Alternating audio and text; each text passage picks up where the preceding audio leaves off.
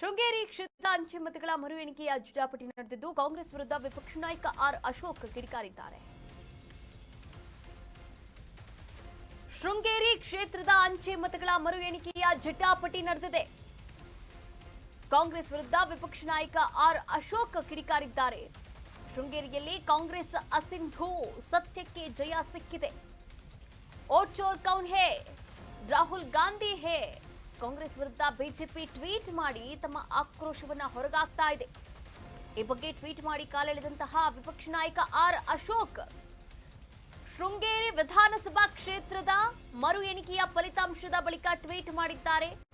ವಿಪಕ್ಷ ನಾಯಕ ಆರ್ ಅಶೋಕ್ ಶೃಂಗೇರಿ ಕ್ಷೇತ್ರದ ಅಂಚೆ ಮತಗಳ ಮರು ಎಣಿಕೆಯ ಜಟಾಪಟಿ ಮುಂದುವರೆದಿರುವಂತದ್ದು. ಕಾಂಗ್ರೆಸ್ ವಿರುದ್ಧ ವಿಪಕ್ಷ ನಾಯಕ ಆರ್ ಅಶೋಕ್ ಕಿಡಿಕಾರಿದ್ದಾರೆ.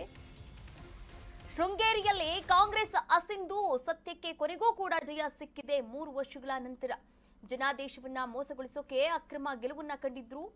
ಅಧಿಕಾರಿಗಳ ದುರ್ಬಳಕೆಯ ಕೈಗೆ ನ್ಯಾಯಾಂಗ ಉತ್ತರವೇ ಕೊಟ್ಟಿದೆ. ಇನ್ನು 279 ಮತಗಳನ್ನ ತಿರಸ್ಕರಿಸಿ ಜನಾದೇಶವನ್ನ ಕಸಿದುಕೊಂಡಿದ್ರು. ಜೀವರಾಜ್ ಮನವಿಯನ್ನ ತಿರಸ್ಕರಿಸಿದವರಿಗೆ ತಕ್ಕ ಉತ್ತರ ಇದೀಗ ಸಿಕ್ಕಿದೆ. ಕಾಂಗ್ರೆಸ್ನ ಟಿಡಿ ರಾಜೇಗೌಡರ ಅನ್ಯಾಯ ತುಂಬಾ ಖಂಡನೀಯ. ಹೋರಾಟದ ಮೂಲಕ ಜೀವರಾಜ್ ಗೆದ್ದಿದ್ದಾರೆ. ಅವರಿಗೆ ಅಭಿನಂದನೆಯನ್ನ ಕೂಡ ಸಲ್ಲಿಕೆ ಮಾಡಿದ್ದಾರೆ ಆರ್ ಅಶೋಕ್. ನೀವು ಕೂಡ ದೃಶ್ಯಾವಳಿಗಳಲ್ಲಿ ಗಮನಿಸ್ತಾ ಇದ್ರ. ಈ ಕುರಿತಂತೆ ಒಂದು ಸುದೀರ್ಘವಾದಂತಹ ಟ್ವೀಟ್ ಅನ್ನು ಸಾಮಾಜಿಕ ಜಾಲತಾಣವಾದಂತಹ ಎಕ್ಸ್ ಖಾತೆಯಲ್ಲಿ ಮಾಡಿರುವಂತದ್ದು.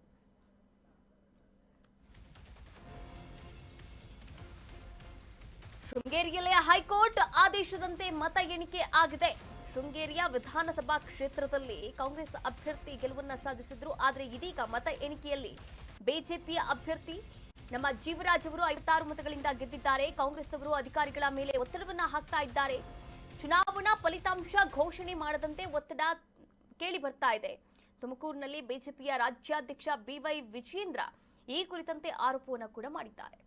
ನೀವು ಕೂಡ ದೃಶ್ಯಾವಳಿಗಳಲ್ಲಿ ಗಮನಿಸ್ತಾ ಇದ್ರ. ಒಂದು ಕಡೆ ಸೋಷಿಯಲ್ ಮೀಡಿಯಾದಲ್ಲಿ ಜಸ್ಟಿಸ್ ಸರ್ವ್ಡ್ ಅಂದ್ರೆ ನ್ಯಾಯ ಸಿಕ್ಕಿದೆ ಎನ್ನುವಂತಹ ಪೋಸ್ಟ್ ಅನ್ನ ಹಾಕ್ತಾ ಇದ್ದಾರೆ. ಇನ್ನೊಂದು ಕಡೆ ಆರ್ ಅಶೋಕ್ ಆಗಿರ್ಬೋದು ಅಥವಾ ಬಿವೈ ವಿಜೇಂದ್ರ ಆಗಿರ್ಬೋದು, ಇವರೆಲ್ಲರೂ ಕೂಡ ರಿಯಾಕ್ಟ್ ಮಾಡ್ತಾ ಇರುವಂತದ್ದು. ಇದೀಗ ತುಮಕೂರಿನಲ್ಲಿ ಬಿಜೆಪಿಯ ರಾಜ್ಯಾಧ್ಯಕ್ಷ ಬಿವೈ ವಿಜೇಂದ್ರ ಕೂಡ ಈ ಕುರಿತಂತೆ ರಿಯಾಕ್ಟ್ ಮಾಡಿದ್ದಾರೆ. ನೋಡ್ಕೊಂಡು ಬರೋಣ. ಹೈಕೋರ್ಟಿನ ಆದೇಶದ ನಂತರದಲ್ಲಿ ನಿನ್ನೆ ಮತ ಎಣಿಕೆನಾಗಿದೆ. ಬೆಳಗಿನ ಜಾವ 1 ಗಂಟೆ 55 ನಿಮಿಷಕ್ಕೆ ನಮಗೂ ಕೂಡ ಮಾಹಿತಿ ಬಂತು. ಜೀವರಾಜ್ ಅವರು, ನಮ್ಮ ಜೀವರಾಜ್ ಅಣ್ಣ ಅವರು 56 ಮತಗಳಿಂದ ಗೆದ್ದಿದ್ದಾರೆ ಅನ್ನುವ ಸಮಾಚಾರವನ್ನ, ಶುಭ ಸುದ್ದಿಯನ್ನು ಅವರು ಕೂಡ ನೀಡಿದ್ದಾರೆ.